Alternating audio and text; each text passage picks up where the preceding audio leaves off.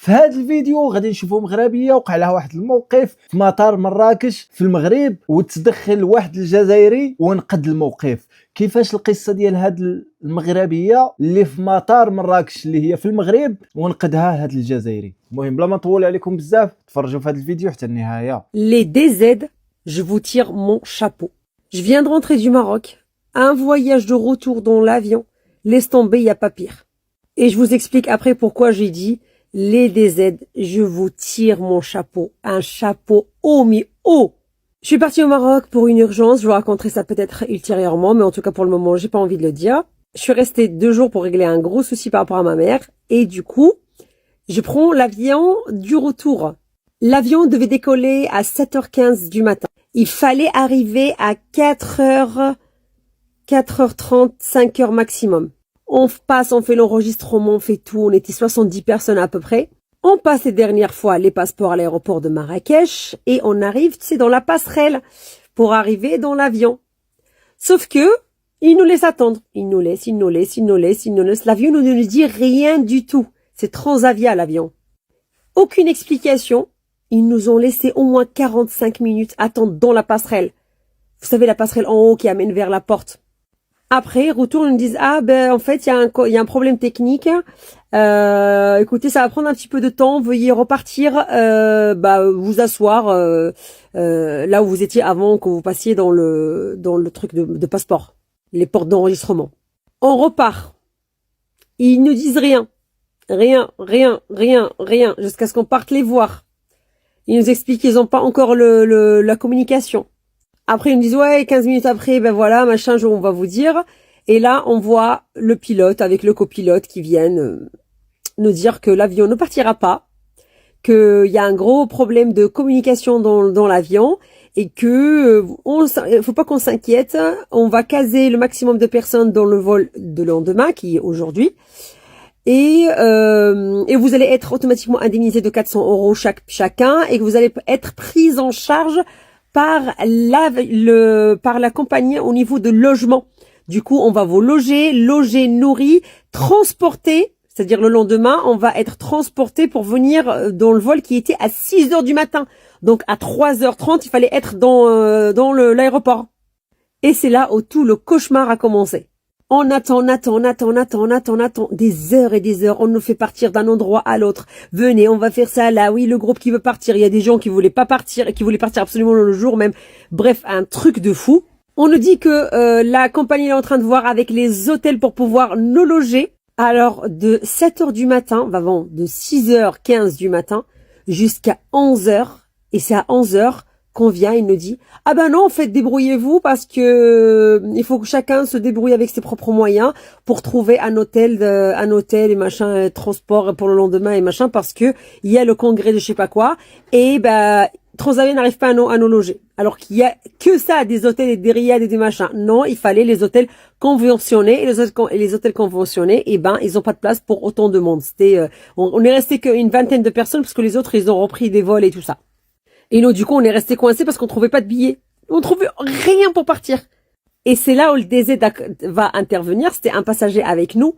Et nous, on était un couple, les gens qui sont restés désespérés.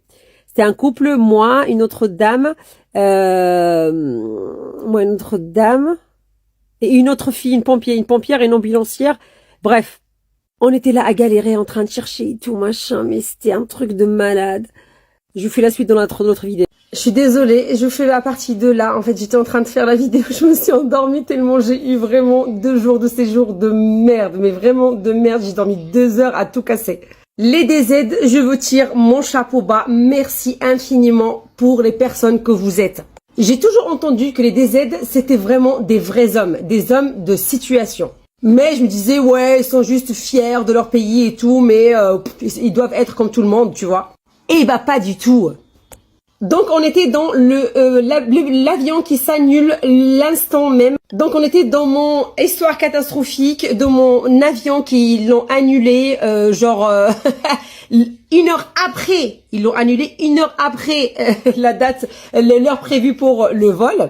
Donc oui, il y a bien une passerelle, parce qu'il y a ceux qui m'ont dit, il n'y a pas de passerelle en haut dans l'aéroport de Marrakech. Eh ben oui, il y a le hall A et le hall B. Le hall A c'est en haut et le hall B c'est en bas. Et nous on était dans le hall A. Bah, du coup, on a suivi le gars qui nous a fait miroiter pendant à peu près 3 heures. Comme quoi, tout est fait. Ils nous ont enregistré dans l'avion du lendemain et qu'ils étaient juste en train d'attendre qu'ils nous casent dans l'hôtel. 3 heures après, bah on demande, mais qu'est-ce qui se passe? La dame qui s'occupait de ça, elle vient et elle nous explique que bah non, en fait, que les hôtels subventionnés par Transavia, bah ils sont pleins à cause du congrès et qu'il faut qu'on se débrouille avec nos propres moyens. Comment vous dire qu'on était juste vert? Aucun responsable est venu nous parler parce qu'apparemment c'est dimanche et que bah il y a pas de responsable et qu'il n'y a pas de bureau de Transavia dans l'aéroport de Marrakech, sachant qu'ils ont des avions titulaires qui sont là-bas.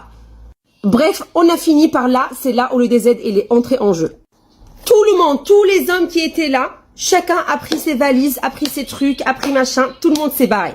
Nous, on est restés désespérés. Il y avait plusieurs femmes qui voulaient dormir dans l'aéroport parce qu'ils avaient absolument plus les moyens et parce que aussi, ils avaient peur de prendre le transport le soir parce qu'il fallait qu'on prenne comme un taxi à 3 heures du matin.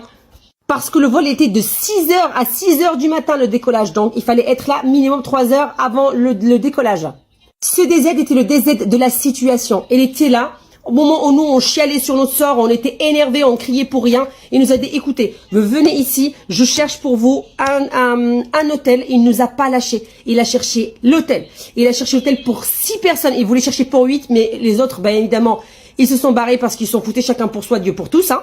Et du coup, lui, il a cherché il nous a pris comme ses enfants, un boulet en plus, alors qu'il aurait pu se barrer et faire toute sa vie tout seul parce que il nous a amené dans l'hôtel où il était. Il a pris des chambres pour nous. Il a avancé les frais. Imagine, il avance les frais pour des gens qu'il connaît absolument pas pour faciliter la prise en charge rapide de l'hôtel, du taxi, de tout ça. Il nous dit, on verra après, on verra après. Il nous a jamais lâché pendant la journée et le soir. Et le lendemain, jamais lâché une seule fois. Il nous a amenés dans des restaurants, on savait pas où aller. Il était en train de nous encourager, nous rendre la vie positive. Vous inquiétez pas, c'est une épreuve de la vie, c'est comme ça. Passons à autre chose. Demain, on va y aller. Vous inquiétez pas.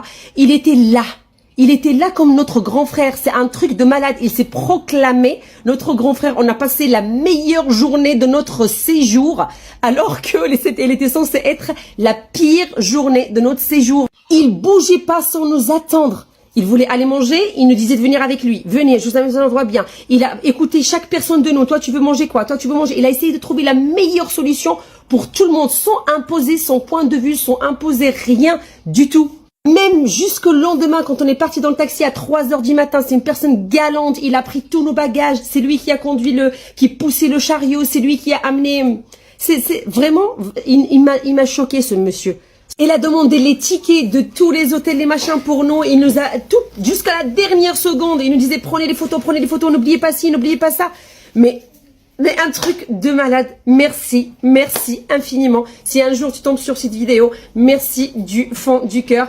Et franchement, je suis touchée. J'étais très touchée.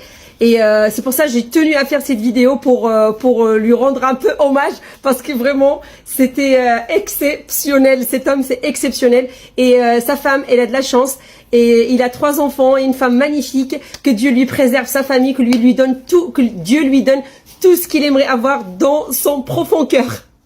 المهم حتى لهنا كنكونوا وصلنا لنهايه الفيديو. الا عجبك الفيديو خلي لايك، قلنا الاراء ديالك في لي كومونتير. تهلاو.